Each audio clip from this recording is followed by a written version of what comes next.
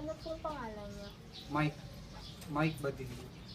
Tapos, ilang taon po kayo nung magsimula na maging support? Hindi, bali, bago lang kasi kami. Mag-1 year lang. Pero matagal na kami nagtatrabaho nito. Kami gumagawa ng mga nicho. Ngayon yung natanggal yung dalawang supporterero. Dahil sa nakikita namin yung trabaho nila, kami yung pinalit na. Ano ba talaga ang mga trabaho na ginagampanan ng isang sepulturero? Ang supporterero kasi, magbubutas ka muna, pasisingawin mo kahit mga 4 hours o mas maganda isang araw bago mo dukutin para safety talaga. Yun, pagka lilinisin mo yung butas, kasi pag may bagong ipapasok na pamilya na ililibing, yun, ganun lang, tatakpan mo, sisimentohin mo, yun, okay na, ganun lang. Paano nyo napagkakasya ang inyong kinikita? Bali, budget lang. Baka minsan hindi nagme-merienda kasi ang sweldo lang talaga namin sa 8 hours, 4:30. Yun lang. Budget lang talaga para pagkasya eh. Paano nyo po napagkakasya yung mga gastusin nyo pagka, kunyari, sa mga anak nyo po, sa pamilya nyo, mga bayarin po?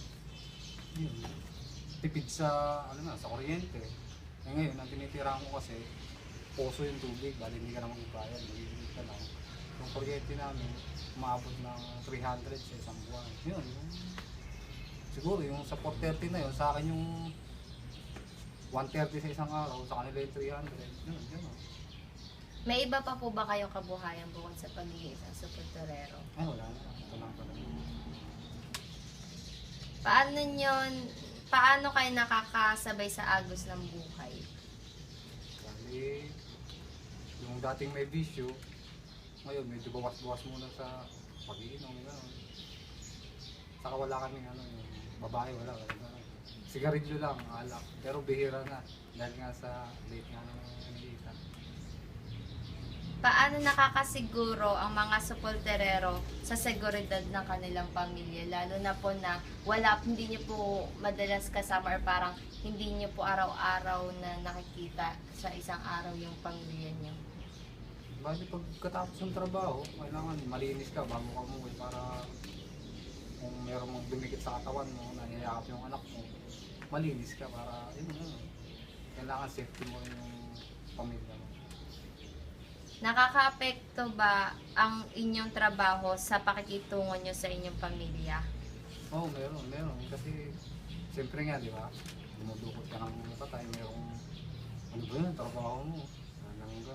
May time na kumakain, siyempre, naitanong sa'yo, anong trabaho mo? Sportorero ako eh. Nahihinto kumain dahil siyempre nandidiri ka. Pero para sa amin, trabaho yun eh, di ba? Practical na lang yung panahon. Yun lang. Hindi po ba kayo natatakot sa ginagawa niyong trabaho? Nung umpisa, siyempre, first time mo, hindi ka nakakatulog, meron kang hindi nakakakain. Pero sa araw-araw na ginagawa mo, masanay na rin. Tapos bago ka dumukot, kausapin mo. Parang siyempre kasi tao pa rin yun. Yun. Kausapin mo lang na dililing sige, tatanggal, lagay ka sa plastic. Yun.